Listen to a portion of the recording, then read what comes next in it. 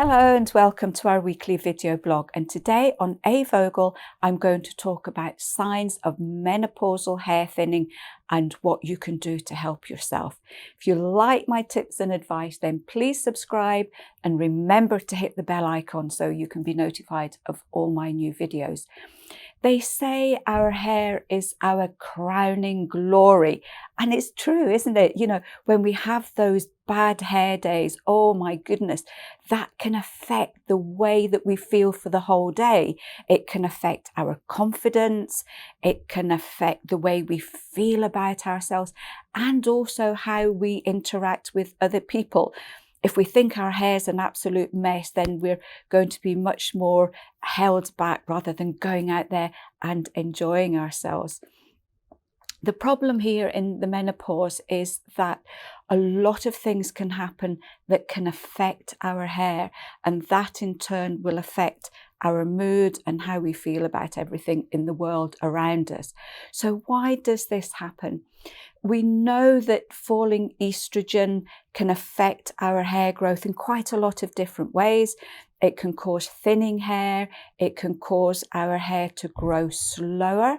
And we know as well that falling estrogen can affect the size of our hair follicles. So if they start to shrink, our hair is going to get a lot thinner, it's going to get a lot more brittle, it's going to fall out much more easily as well.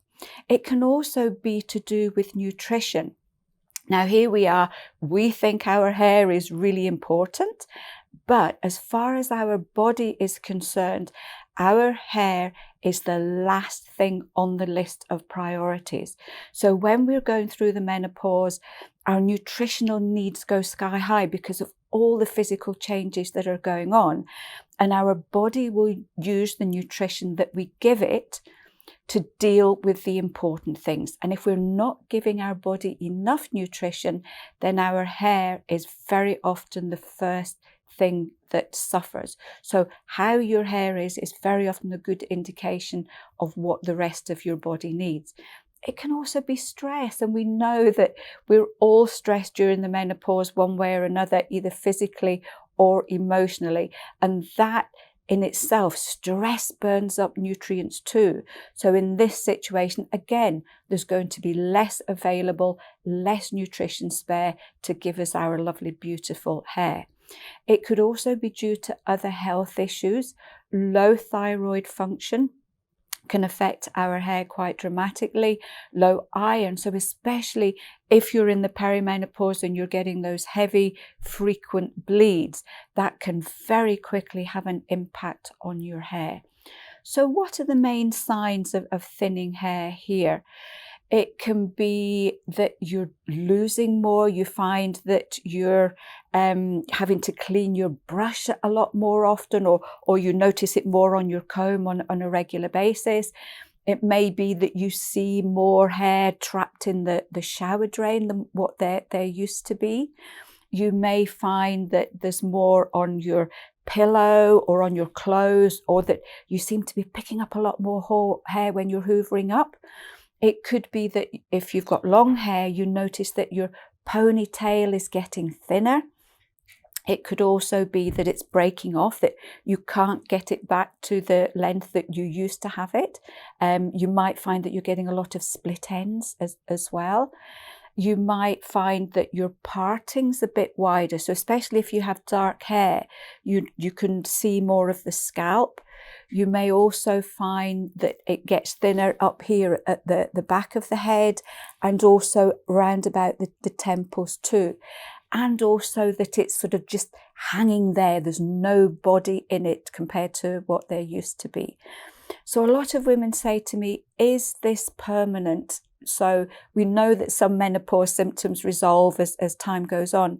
The problem with this one is if your nutritional needs are really sky high and you're not getting enough, then very often this is something that you really have to address. It's not going to resolve on its own. So that it's one of these, as soon as you get any signs, that's when you need to step in to stop things from deteriorating.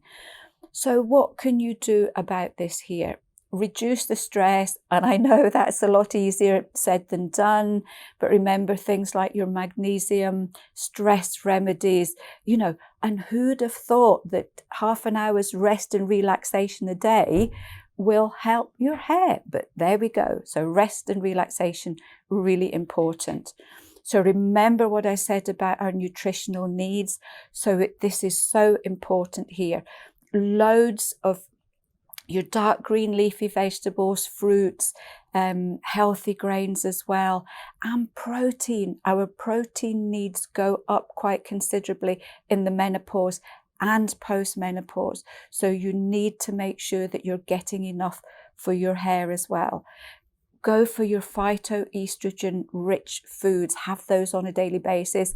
And I have done a vlog about this, so there'll be a link if you want to know what those are. Look at protecting your hair. So this is all the heat. Are you using hair dryers and straighteners? What kind of products are you using? Are you using shampoos and conditioners and hairsprays and everything else that have lots of chemicals in them? If your hair is thinning and is getting a lot weaker and brittle, then these hair products can really cause further damage. So look at going for organic or natural products, and these can really make a lot of difference. Look at natural supplements.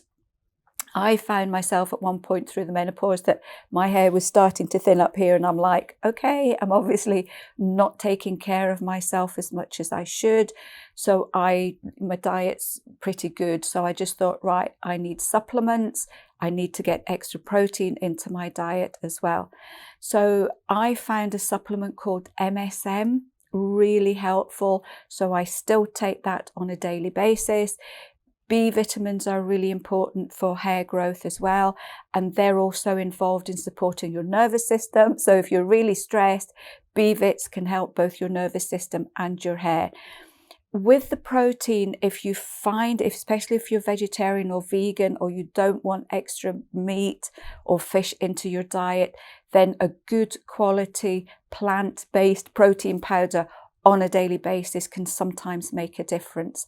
And you can also get really good hair complex products at your local health food shop. So you pay a visit and they will offer you one that will help in your particular situation. Very often there's one specifically for females that have a combination of things like MSM, your B vits and other nutrients that are really important for hair growth.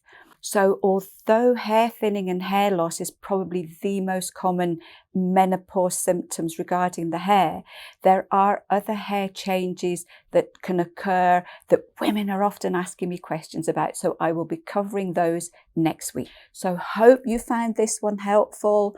As I say, our hair is so important to how we feel, and looking after it well during the menopause, even though it's not a priority as far as our body's concerned, it's definitely a priority for us and our well-being. So if any of you out there have had issues with your hair and you found things that have worked really well for you, then please share them. We would love to hear all about them. And thank you. And I will see you next week for another edition of A. Vogel Talks Menopause.